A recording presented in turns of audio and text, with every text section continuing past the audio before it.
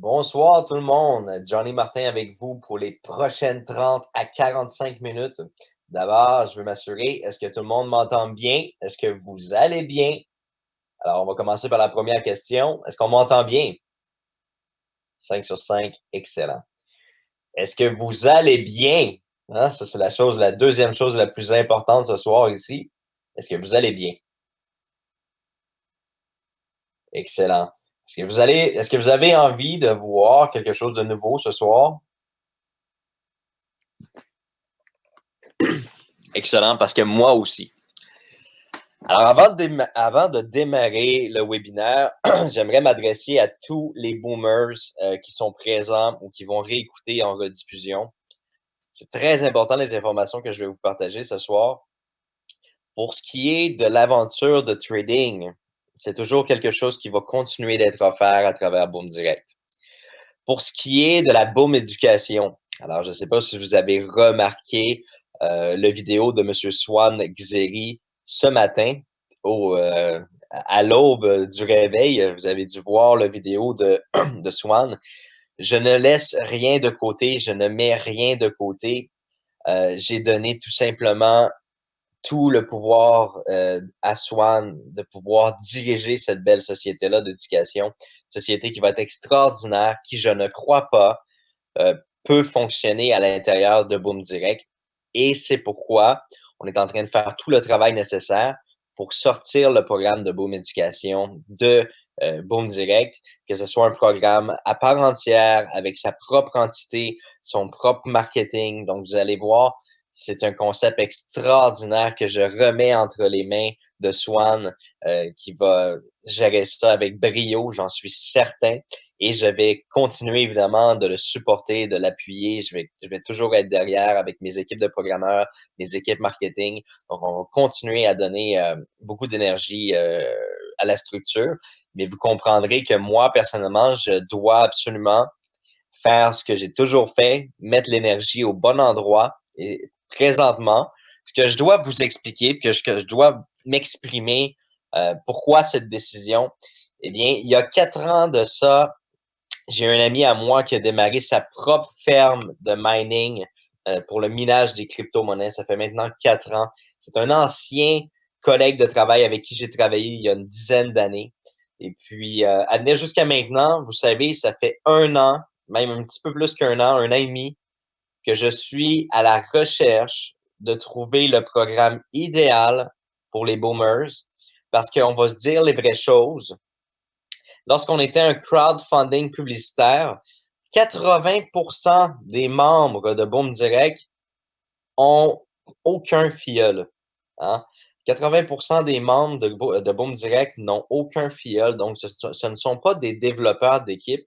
Peu importe le projet que je vais apporter avec une mentalité MLM, une mentalité marketing de réseau, peu importe les projets que je vais vous apporter, malheureusement, ils n'auront jamais de succès à travers Boom Direct parce que malheureusement, vous n'êtes pas à part entière tous des développeurs de marketing de réseau. Pour la plupart, vous êtes des gens qui sont à la recherche de solutions sur Internet pour générer des revenus passifs, pour générer des revenus sans effort, sans travail nécessaire, sans avoir à donner des heures de votre temps en échange d'une rémunération.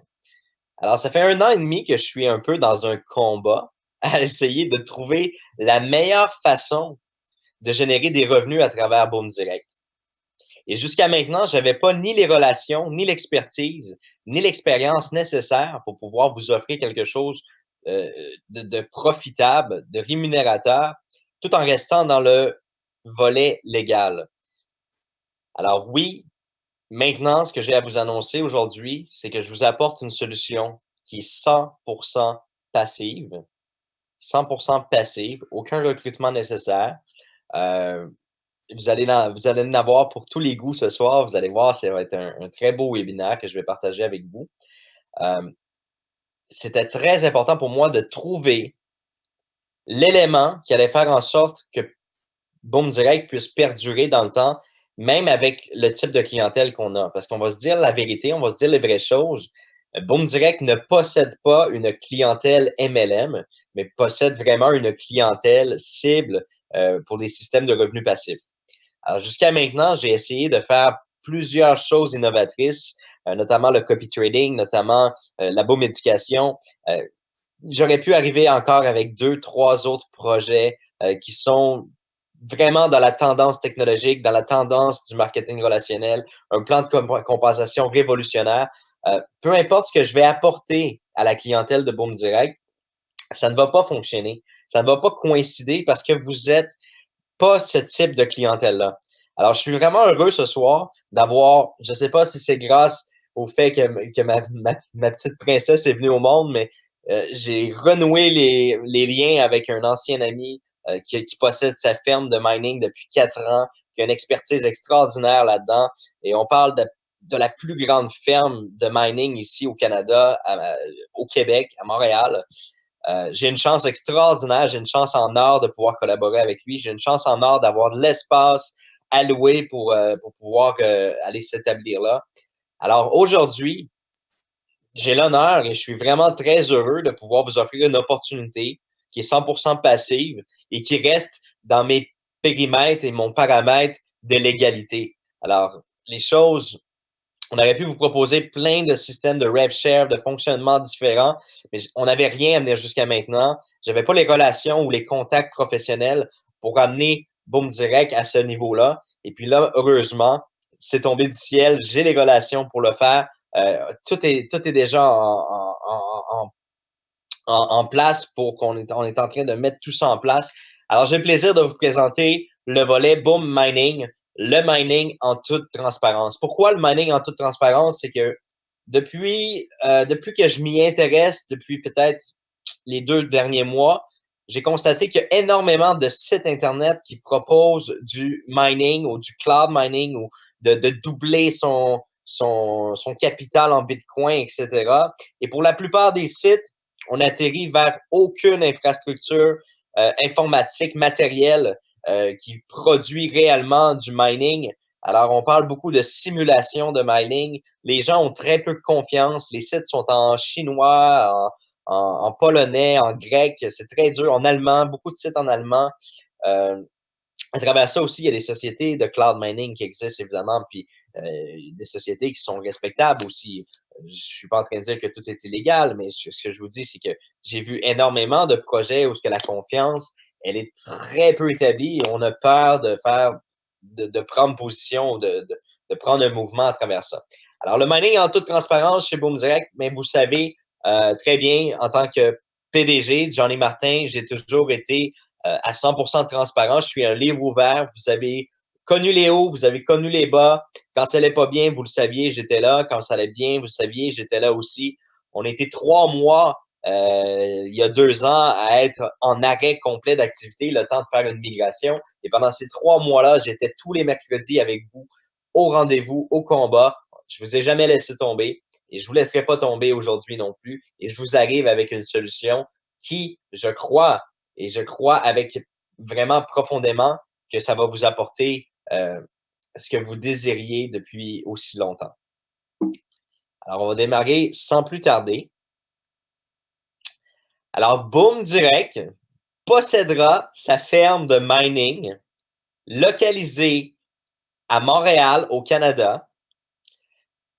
Au cours de ce pré-lancement-là, donc c'est un pré-lancement qui va durer 45 jours, le temps de recevoir tout l'équipement, installer l'équipement dans la ferme de mining. Ça va prendre 45 jours et on va avoir seulement 1000 machines pour démarrer. On commence avec 1000 machines. On a un potentiel de 4500 machines dans la ferme actuelle. Dans 3 mois, il y a une nouvelle ferme qui est en train de se créer en ce moment à Saint-Jean-sur-Richelieu, à Montréal. C'est une ferme qui va avoir une capacité de 9000 machines dans laquelle on a déjà réservé 50% des emplacements. Donc, vous devez comprendre, on sait très bien qu'on va avoir une explosion extrêmement rapide. Donc, on va démarrer ce pré-lancement-là avec seulement 1000 machines. Alors, je vous le dis, très important, soyez rapide si vous voulez être sur la première flopée, la première cuvée, comme on dirait, de boomers à commencer à miner parce que les 1000 machines, ils vont disparaître très, très vite. Alors, si vous n'êtes pas sur la première vague, vous allez être sur la prochaine qui va être d'environ 3 mois. Alors, c'est important de prendre action maintenant. Invitation, donc ça, c'est une autre spécialité. Premièrement, tous les grands leaders, donc les développeurs qui veulent développer des équipes, qui veulent vraiment voir en détail, on va vous organiser une visite sur place, que vous allez pouvoir venir dans la ferme de mining, voir les infrastructures, voir comment c'est fait. Donc, on va vous inviter ici au Québec, à Montréal, au Canada. On va vous inviter à venir voir l'infrastructure pour que vous puissiez constater par vous-même que tout ça est bien réel. Alors, avant de commencer, j'imagine qu'il y a plusieurs personnes qui connaissent très peu d'informations sur la crypto-monnaie ou très peu d'informations sur tout cet univers-là qui est le mining. Alors, d'abord et avant tout, je veux vous spécifier que nous, on va se concentrer présentement essentiellement sur le Bitcoin. Tout est une raison d'équipement, de main-d'œuvre pour crypter les autres crypto-monnaies qui sont un peu moins connues. Ça prend du matériel informatique qui est très, très, très coûteux. Ça prend du matériel informatique qui n'est pas couvert par aucune garantie. En fait, ils commencent à avoir du matériel qui ont des garanties de 3 mois, mais très peu. Ça demande beaucoup de maintenance lorsqu'il y a des cartes graphiques, parce que pour les gens qui ne le savent pas, ça prend des cartes graphiques pour miner les autres crypto-monnaies que le Bitcoin. Et là, peut-être que je m'évade un peu du sujet important, mais essentiellement, on va être sur le Bitcoin. Pour les gens qui veulent avoir plus d'informations techniques, pourquoi on s'est concentré sur le Bitcoin, c'est une question de maintenance, coût de l'équipement et surtout coût de maintenance de l'équipement, parce que lorsque les pièces brisent pour la crypto-monnaie autre que le Bitcoin, eh bien, les pièces doivent être remplacées, alors que les machines pour générer du Bitcoin sont réparables. Alors, on peut changer pièce par pièce toutes les choses. Alors, qu'est-ce que le Bitcoin? Alors, premièrement, le Bitcoin est une monnaie numérique créée en 2009. C'est une devise au même titre que l'euro ou le dollar, mais elle n'appartient à aucun pays ni à aucune banque. C'est-à-dire qu'il n'y a aucun pays, aucune banque, il n'y a même aucun serveur où les données, les transactions sont traitées. D'accord? Et sa valeur, elle est influencée seulement que par l'offre et la demande. La monnaie est décentralisée. Qu'est-ce que ça veut dire décentralisé? C'est que chaque transaction, elle est enregistrée dans un livre des comptes mondial qu'on appelle la blockchain. La blockchain, je ne sais pas si, ouais, là, je vais encore peut-être détourner un peu de l'information de ce que je voulais vous expliquer ce soir, mais j'essaie de vous expliquer vraiment pour que vous compreniez bien. Est-ce que vous avez déjà entendu parler du peer-to-peer? C'est-à-dire que à l'époque, là, il y a peut-être une dizaine d'années, lorsque vous téléchargiez des chansons sur Internet, lorsque vous téléchargiez sur Internet, vous aviez les fichiers dans votre ordinateur et c'était partagé avec des centaines de milliers de personnes et votre connexion était meilleure pour le téléchargement parce que chaque personne avait un petit bloc du fichier chez lui, dans son ordinateur. Et c'est ce qui faisait que chaque personne pouvait partager quelques-uns de ces blocs-là pour vous donner la chanson complète. Alors, la blockchain, c'est exactement le même principe. C'est-à-dire que la crypto-monnaie, elle est complètement décentralisée. Elle n'appartient à aucune banque. Elle appartient à aucun serveur, aucun pays. C'est entièrement démocratisé, au même titre que les échanges de fichiers peer-to-peer. Alors, c'est tout le monde qui a des blocs d'informations, c'est infalsifiable. Donc, chaque utilisateur du Bitcoin détient une copie de ce grand livre de compte mondial et c'est ce qui la rend infalsifiable, impossible à falsifier et également impossible à stopper ou à arrêter. Comme vous le savez, vous avez peut-être déjà entendu parler des torrents, des échanges de fichiers avec Napster, des choses comme ça. Alors, ça, c'est toutes des choses qui ne peuvent pas être stoppées ou arrêtées parce que c'est décentralisé sur des centaines de millions de serveurs et d'ordinateurs. Les transactions sont anonymes, sont très rapides et à très bas prix, et ce, peu importe la distance.